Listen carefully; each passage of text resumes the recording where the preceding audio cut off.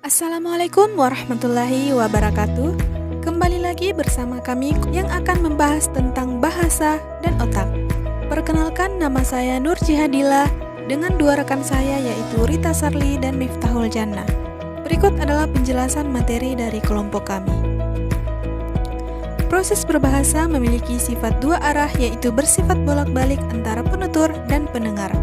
Seorang penutur dapat menjadi pendengar, dan seorang pendengar dapat pula menjadi penutur. Begitulah proses tersebut terjadi bergantian, yang secara teoritis berjalan terlalu lama dan panjang, namun sebenarnya dapat berlangsung dalam waktu singkat dan cepat. Semua proses ini dikendalikan oleh otak, yang merupakan alat pengatur dan pengendali gerak semua aktivitas manusia. Bahasa dan otak memiliki kaitan yang sangat erat dalam melakukan komunikasi. Hal ini berkaitan dengan psikolinguistik. Maka tujuan dari video ini adalah untuk mendeskripsikan berbagai daerah atau struktur otak, proses bahasa dan hubungan rumit di antara mereka. Anatomi struktural otak juga akan dibahas karena ini merupakan dasar fundamental dari hubungan bahasa dan otak. Untuk memahami sifat dan dinamika bahasa, kita harus memahami kaitannya dengan otak. Karena bahasa adalah fungsi dari struktur otak manusia, dan beberapa wilayah otak telah diidentifikasikan dengan kemampuan linguistik. Kemudian, area otak utama mengenai pemahaman dan produksi bahasa. Pertama, area Broca. Area Broca adalah salah satu dari dua area utama yang terlibat dalam pemahaman dan produksi utama. Area otak ini pertama kali ditemukan oleh Pierre Broca ketika pasien yang ditanganinya mengalami gangguan bicara. Pasien ini kehilangan kemampuan berbicara ketika terjadi kerusakan pada wilayah tertentu di otak mereka. Daerah otak ini kemudian dikenal sebagai daerah Broca, dan defisit produksi bahasa yang sesuai disebut afiasi Broca. Melalui penggunaan pencitraan diagnostik seperti fungsional MRI atau Magnetic Resonance Imaging, banyak area aktivasi untuk berbagai tugas bahasa telah diidentifikasi di dalam area Broca. Kedua, area Wernicke. Area Wernicke adalah wilayah lain yang sangat penting di otak yang terlibat sangat rumit dengan bahasa.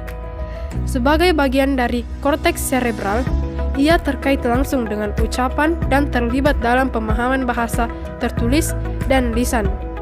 Secara khusus, area ini mengelilingi korteks pendengaran di celah Sylvian. Di celah Sylvian di mana lobus temporal dan lobus parietal bertemu dan terdiri dari bagian area Brodmann. Lokalisasi bahasa terdiri atas yang pertama, korteks cerebral. Korteks cerebral terdiri dari lapisan jaringan saraf yang di pinggiran luar otak besar dan memainkan peran penting dalam berbagai tugas kognitif seperti memori, perhatian, pikiran, dan bahasa. Korteks cerebral tebalnya sekitar 2-4 mm dan terdiri dari materi abu-abu dan putih. Materi abu-abu terbentuk dari neuron dan serat tak bermielin, sedangkan materi putih dibentuk terutama oleh akson bermielin.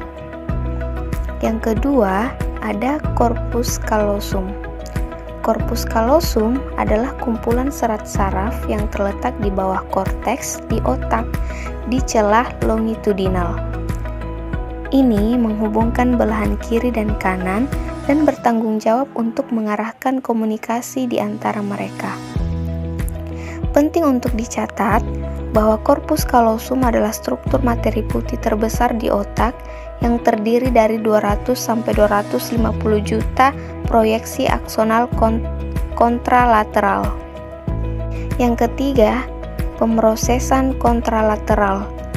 Pemrosesan kontralateral berarti bahwa setiap stimulasi korteks motorik kanan akan mendorong bagian tubuh di sisi kiri bergerak. Sebaliknya, stimulasi korteks motorik kiri membuat sisi kanan bergerak. Yang keempat, pemrosesan ipsilateral. Pemrosesan ini adalah kebalikan dari pemrosesan kontralateral dan merupakan pemrosesan apapun yang terjadi di sisi tubuh yang sama. Ini berarti itu akan ditempatkan pada atau mempengaruhi sisi yang sama. Kemudian, jaringan saraf dan struktur otak dalam kaitannya dengan bahasa, pemahaman, dan vokalisasi selalu menjadi fokus para peneliti. Seiring kemajuan teknologi dan kita lebih mampu memanfaatkan teknik neuroimaging untuk menganalisis otak dan strukturnya, kita akan semakin memahami betapa indah dan kompleksnya otak itu. Bahasa itu sendiri adalah hal yang kompleks, dan ketika kita menelitinya dalam kerangka pola proses saraf di otak, ini menjadi area yang semakin kompleks untuk dipelajari. Jelas bahwa banyak faktor yang terlibat dalam penguasaan dan penggunaan bahasa, dan berbagai struktur otak memiliki peran kunci dalam fungsi kritis. Terima kasih, itulah materi dari kami. Kurang lebihnya mohon dimaafkan. Wassalamualaikum warahmatullahi wabarakatuh.